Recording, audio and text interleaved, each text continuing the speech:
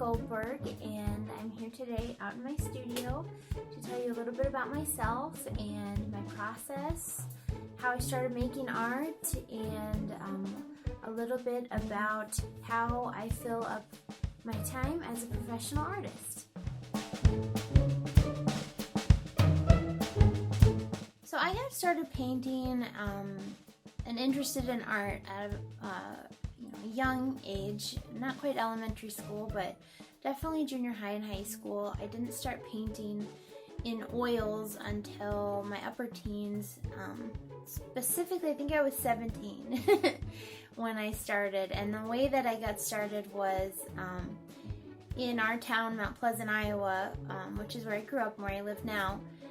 They have an annual spring cleanup where people put out stuff on the curb, and by the end of the week, the garbage man comes and takes it. But it seems to be kind of a town tradition where people put out, good stuff that maybe not trash, but they don't want anymore. And there's a whole thing about people driving around and finding treasures on the curb.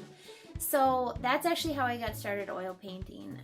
My mom, bless her heart, had this angsty art kid, me, and I whiled away the hours creating art down in my basement bedroom, but she found me a box of oil paints on the curb and she brought them home, and this is a true story, and said, "Do you want these?" And they're crusty, rusty old oil paints, that very, some of them usable. Now that I know a lot more about oil painting, I know for a lot of them probably the right places on the curb, but that's how I got started oil painting. I brought them to my school, and I asked my teacher if I could have an independent study and start painting in oils. And so during my art time, I kind of got to treat it like a study hall and study, learn how to paint oils, work on my own subject matters, and start to learn how I wanted to paint. And I made a lot of mistakes, of course, with the oil paints, and learned a lot of things the hard way, but really started to learn what I love most and what I'm drawn to most about oil paints are the really vibrant colors and the very rich textures that oil paints can give. And many years later now, I continue to work on both of those features. One of the recognizable things about my art is the color and the texture, and I love to leave the textures very thick, sometimes unmixed. I like to leave a lot of brush strokes in my work so that you can see them. I think they add a lot of mood and expression to the painting, and are definitely something that can be more unique about my oil paintings versus painting in oils in a more traditional way, which can be very soft and smooth, which is another great aspect of oil paints. Well, I've always been inspired by the natural beauty that's all around us. I love going out in nature and looking at the colors and the textures, large to small, the vast beauty of the sky, all the way down to the intricate detail that's in even a leaf. A tree, a leaf, bark, get down to that really ant's eye view of life, and there's so much to see from there and all the way up. The last several years I've been very inspired by the sky, and I take a walk almost every day and spend a lot of time looking at the sky and noticing how it changes every day, day to day, season to season, and I really get a lot of energy to create from being outside.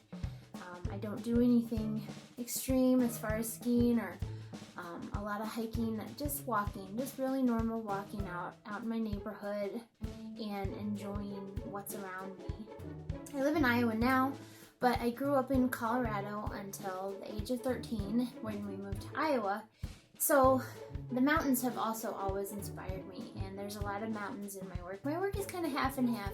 It's kind of half Midwest and half mountains. Being born in Colorado and growing up there, the mountains, we could see the mountains from our house, off in the distance. We didn't live in the mountains, but they were there, off to the west, big and blue, always you could see them. And it's so integral to my early thinking, how I learned directions, how I orientated myself in the world was the mountains. And furthermore, we had the opportunity to go to a really rustic cabin up in the mountains quite often. We had family friends that had a very rustic but enchanting cabin, and so I got to enjoy a lot of nature in that way, and just the sound of the river right next to the cabin, enjoying the sound of rainfall out on the screen porch. Sitting and looking at nature has always been something that's enchanted me, and I think that really comes through in my art. Diving into those colors, focusing on the beautiful textures, and just letting it be a way to transport yourself from, not leaving reality, but to go deeper, to go into another world where it's peaceful, or connected to your memories or your dreams. And I love creating that connection from the real life, real world, what I see, and kind of crossing that bridge into something a little more surreal and dreamlike, more vibrant, and full of texture in my artwork. So I usually spend an hour or two in the morning working on things in my indoor office on the computer, and that can be anything from working on my marketing and social media, which I spend a lot of time planning that out, or I work on my portfolio, work on updating my website, editing photos, keeping my inventory on my computer, managing my schedule as far as my art students. So there's a lot of tasks that aren't in the studio that I spend a lot of time on. And then I try to kind of pencil out my time to be in the studio from about 10:15 in the morning to 3 o'clock in the afternoon, and whether that's with students who come throughout the day according to what we have scheduled, or if I don't have students, then be out here working on my paint work, taking photos of stuff, and doing kind of the actual paint work of being an artist. So advice that I would give to a young person or an old person, any age, of someone who wants to spend more time with their art, is just get started. Get going on it. Don't wait for a perfect time. Don't wait for you to not have anything else to do. Get out your sketchbook, your paint book, anything, and start doing something. Another way to motivate yourself is there's so many classes available, either online or at art centers if you have one in your area. That can be a really motivating force. It's scheduled.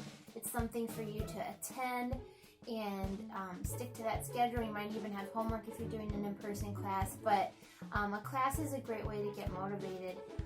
I rented my first studio when my oldest son was 3 months old, and very busy time in my life, also a time where I didn't necessarily have a lot of creative energy, mental energy, physical energy, having a newborn, being a mom for the first time. But like I said earlier, motherhood really made me bloom, and if you wait for the perfect time when you have nothing left to do, plus you have all this creative energy, in my experience, that's not really going to come. Motivation and creative energy, for me, follows starting. So get started, and here comes the ideas and the energy. The more I make art, the more ideas I have. The more ideas I have, the more art I make. And so it's like around and around and around. But if you're waiting for that magical sprinkle, it does happen occasionally where I get a really great idea and I'm burning with energy and the time to do it.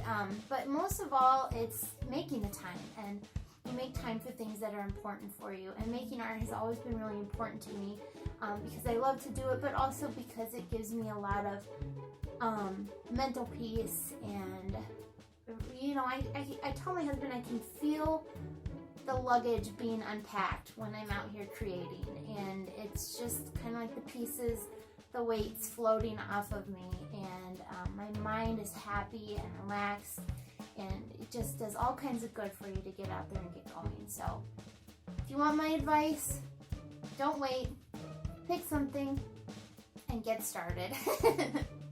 And happy creating.